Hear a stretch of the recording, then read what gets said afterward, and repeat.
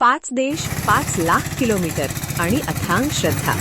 बालगोपालाच्या मूर्तीसह तरुणाची 80,000 किलोमीटरची कठीण दंडवत पदयात्रा. अथांग भक्ती आणि कडक तपश्चर्येचा एक अद्भुत प्रत्यय नुकताच पाहायला मिळाला. भगवान श्रीकृष्णाच्या बालगोपाल मूर्तीसह एका भक्ताची अत्यंत खडतर अशी दंडवत पदयात्रा सुरू असून रस्त्यावर लाल गालिचा अंथरून त्यावरून सतत दंडवत घालत पुढे जाणाऱ्या या तपस्वी भक्ताचे दर्शन घेण्यासाठी भाविकांनी मोठी गर्दी केली आहे. वृंदावन येथील बालसंत त्रिशवदासजी उर्फ विनायक दासजी असे या भक्ताचे नाव असून त्यांनी विश्वकल्याणाचा ध्यास घेत वयाच्या अवघ्या 7व्या वर्षी गृहत्याग केला होता. गेल्या 18 वर्षांपासून त्यांची ही निरंतर साधना सुरू असून आतापर्यंत त्यांनी भारत, नेपाळ, बांगलादेश, भूतान आणि चीन अशा 5 देशांमध्ये तब्बल 5,58,742 किलोमीटरचा प्रवास पायी पूर्ण केला आहे. 19 मार्च 2026 रोजी मध्य प्रदेशातील नलक्रीडा येथून त्यांच्या या ऐतिहासिक दंडवत यात्रेचा नवा टप्पा सुरू झाला आहे. ही यात्रा भारतातील 12 ज्योतिर्लिंगे, 4 धाम आणि 42 शक्तिपीठांना स्पर्श करत तब्बल 80,000 किलोमीटरचे अंतर पूर्ण करणार आहे. यात्रेच्या दरम्यान स्थानिक माजी नगराध्यक्ष तसेच विद्यमान नगरसेवक राजेश वानखेडे यांनी श्रीकृष्णाच्या मूर्तीचे दर्शन घेऊन विनायकदासजी महाराजांचे आशीर्वाद घेतले व त्यांच्या या खडतर प्रवासाला मनपूर्वक शुभेच्छा दिल्या. या अद्भुत आणि खडतर भक्तीचे संपूर्ण परिसरातून मोठे कौतुक होत आहे. खानदेश दर्पणसाठी प्रदीप कुलकर्णी व राजेश चौधरी, सौदा. जी नमस्ते. जय श्री राधे. जय श्री राधे. आप कहाँ से? वृंदावन से. वृंदावन से. ये जो आप परिक्रमा कर रहे हैं ये क्या है, इसके बारे में आप बताएंगे थोड़ा? इसके बारे में ये क्या है, विश्व के कल्याण के लिए यात्रा निकली है. अच्छा. यह दंडवत यात्रा है. अच्छा. हम निरंतर ऐसी यात्राएं करते रहते हैं. आपके आशीर्वाद से बचपन में 7 वर्ष की आयु में घर छोड़ा था. अच्छा. जब से निरंतर पैदल यात्रा चली 18 वर्ष तक. 18 वर्ष? हाँ. 18 वर्ष में आपके आशीर्वाद से 5 देश किए, भारत, नेपाल, बांग्लादेश, भूटान, चाइना. अच्छा. ये हमने नाप लिए हैं. मतलब ऐसे ही नाप लिया? पैदल ही नाप लिए? पैदल. अरे वाह. और इनका कुल रूट हुआ है 5,58,742 किलोमीटर. एवढा किलोमीटर करा जी. आपने? ऐसे ही करा हुआ? नहीं, ये दंडवत है. पैदल यात्रा. हाँ, चलते हुए. पाई आपके महाराष्ट्र में बोले. पाई. तो पैदल करने के बाद अभी यह यात्रा 19 मार्च 2026 को नलखेड़ा बंगलामुखी से प्रारंभ हुई है. अच्छा. MP मध्य प्रदेश. हाँ. अच्छा. और अब यह यात्रा 12 ज्योतिर्लिंग, 4 धाम और 42 शक्तिपीठ की करी. ऐसे ही जाएंगे दंडवत करते हुए. जी. आप कितने लोग हैं इसमें? हम 2 लोग.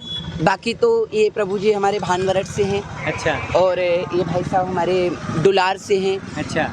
आप सब हमारे साथ यहाँ से हैं. दुलार मतलब दुलार कहाँ? ये MP में ही पड़ता है, खंडवा जिला.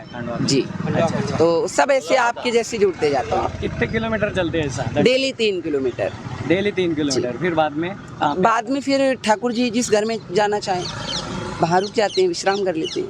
अच्छा. फिर यहाँ इस सफ़र में आपका जो दैनंदिन जो खाना वाना जो भी है वो कैसे चल रहा है? भोजन तो नहीं करते हैं. अच्छा. फलाहार वगैरह लेते हैं. अच्छा. और वो जब ये खाते हैं तो हमारे लिए व्यवस्था हो जाती है.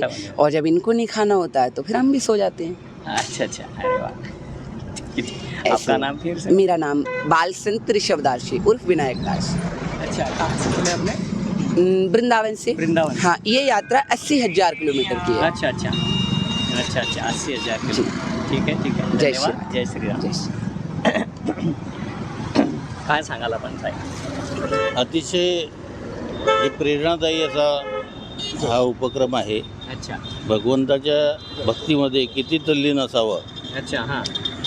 हा मानव जीवनाला एक संदेश देणारी बाब आहे. बरोबर. बालपणापासून ते बालयोगी म्हणून प्रसिद्ध आहे. 5 देशांचा त्यांनी प्रवास आत्तापर्यंत निरंतर पायीवारीने केला. व आता ही दंडवत यात्रा खरोखर म्हणजे एक मनाला म्हणजे हेलावणारी आहे. खरी गोष्ट आहे. आणि कुणीही मागे पुढे किंवा कुठलं छत्र, फक्त परमेश्वराच्या सान्निध्यात राहून त्याच्यावरच विसंबून राहून आज निसर्गाचा सामना, विविध अडचणी यावर मात करत त्यांनी ज्या पद्धतीने हा एक संकल्प केला, परमेश्वर त्यांना तो संकल्पपूर्तीसाठी शक्ती देव आणि श्रीकृष्णाजीच्या भक्तीमध्ये तेवढे तल्लीन आहे आणि त्याचे अनेक चमत्कार लोकांनी बघितले की भगवंत जणू काही त्यांच्याशी बोलतो की काय, अशी प्रचिती अनेकांना त्यांच्याकडे बघताना आलेली आहे. हे सुद्धा नाकारता येणार नाही. आज ते काल दुपारी आपल्या इथे सोमवारगिरी मढीवर मुक्कामाला होते. आता इथून पेसपूरकडे रवाना होत आहे.